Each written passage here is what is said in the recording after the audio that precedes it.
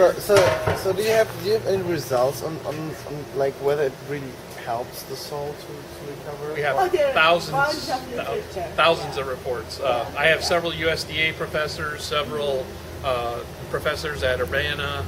There several different people, research people that have been studying that. What's unique is you will not go anywhere else in the world and see this kind of biochar. This is unique to Chip Energy. Yeah. Now, after we run it through the seed cleaner, oh yeah, this is the ash. Now there's a certain amount of biochar in there, but this is a much higher percentage of ash. Yeah. But that's what's separated from the biochar. Right. So if you're doing a study on biochar, do you want this in your study? Because you're doing a study on biochar with ash. So what I'm telling you is you have to quantify what it is that you're truly doing the study on, based on the quantity of biochar versus ash. Now, if the biochar and ash is brought to you in a powder form, you can't separate them. If they're brought to you in a pellet in a powder form, you can separate them. And that's what's unique about what we do here. No one else has that. They give option. Yeah. Oh, it's fantastic. It's amazing. Okay. Now I'll go to the other side here. Here, Manny. Is that enough? That bottle? Oh, yeah. Okay. This is just for demonstration. Okay. That's pellets. Here it is. I'm going to put my glove on this time. And it's not because it's hot. Now this is wood chips. Now that's what wood chips. Now this has not run through the seed cleaner, and not all of my research people need it to go through the seed cleaner, but we can do the same thing. We can separate the large particles from the small particles, and typically the large particles will have a much higher concentration of biochar, and the small particles are mostly ash. Yes. And depending on whether it's a grass or a wood or a cherry pit, the percentage of ash will considerably change. It can more than double on energy grasses.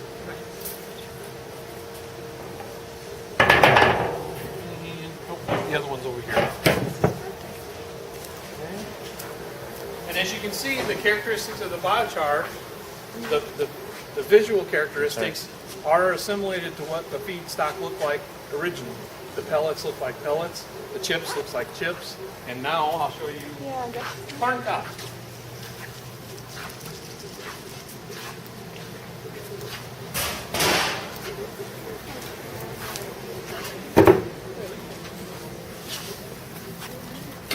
Oh yeah. Now this is what hammer milled corn cobs look like.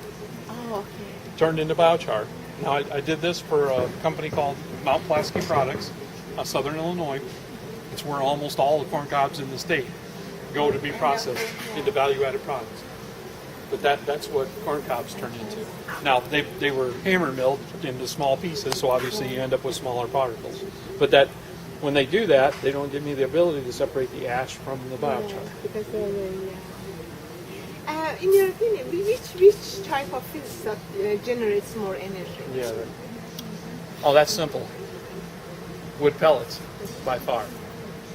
But that's based on density and hardwood.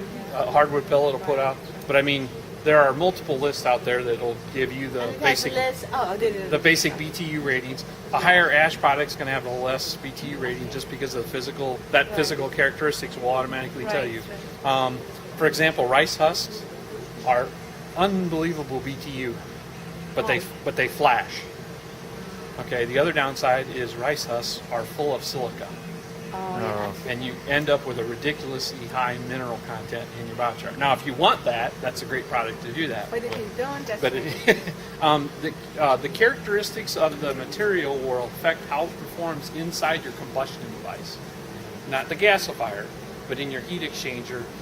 You can get scaling, you can get chemical reactions within the heat exchanger. The particles will stick to certain temperature materials, so you have to be careful about the characteristics of the material you put into it because of what it does to the heat exchanger.